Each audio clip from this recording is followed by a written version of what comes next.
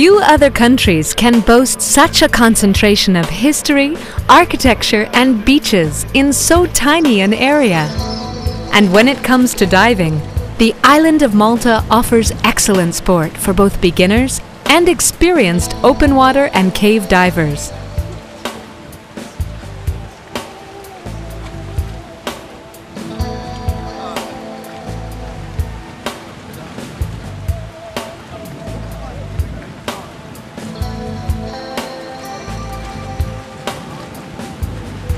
The Maltese archipelago includes the islands of Gozo and tiny Comino, which are more rural and smaller than the main island of Malta.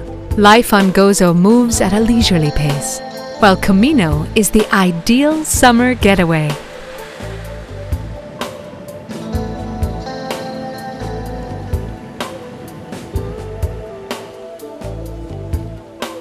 The climate and Malta's location at the center of the Mediterranean make it an excellent base for a sailing holiday. Since early in the first millennium BC, Malta has been occupied successively by Phoenicians, Carthaginians, Romans, Byzantines, Arabs, Normans, Sicilians, the Knights of St. John, the French, and the British.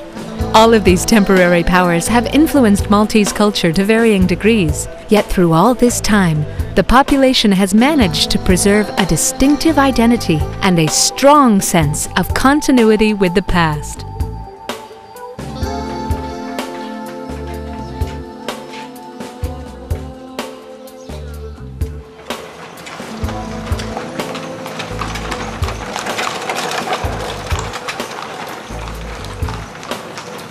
The island's greatest ordeal came in 1942, when the country suffered 154 days and nights of continuous bombing. The same year, King George VI awarded the entire population of Malta with the George Cross, Britain's highest award for civilian bravery.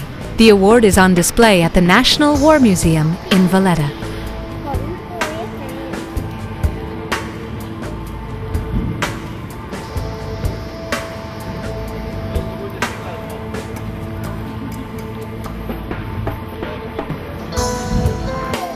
Malta is a conservative country, with traditions and attitudes similar to those of southern Italy. For 150 years, from 1814 to 1964, Malta was a part of the British Empire, and therefore almost everyone speaks English as well as Maltese. They also drive on the left, and here and there, you may bump into red telephone boxes.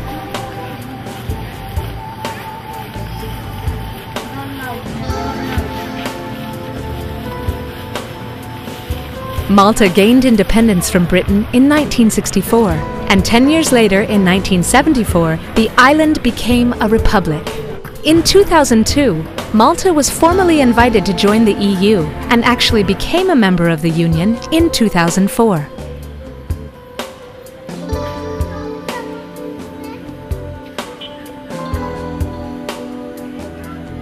Tourism is the most vital component of the island's economy, and recognizing that Malta's traditional offerings of sun and sea are under siege from new and often cheaper competitors such as North Africa or Eastern European destinations, the Malta Tourism Authority and its private sector partners are turning their attention to promoting niche products like cultural tourism, family travel, diving holidays, meetings, and conventions.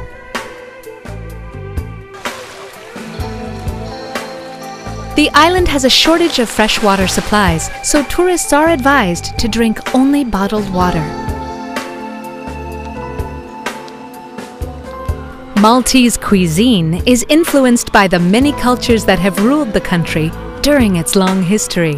The food is generally good and cheap. Meals are often based on fresh products and the fisherman's catch. The most obvious influence is Sicilian, and most restaurants serve pizza and pasta. If you want to try something else, you'll also find Indian cuisine and a variety of other Asian restaurants.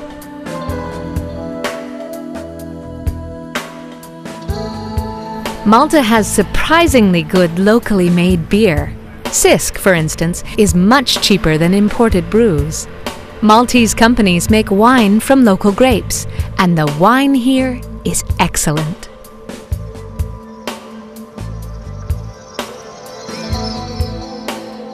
Traditional Maltese food also includes fencata, a big communal meal of rabbit, usually eaten in the countryside.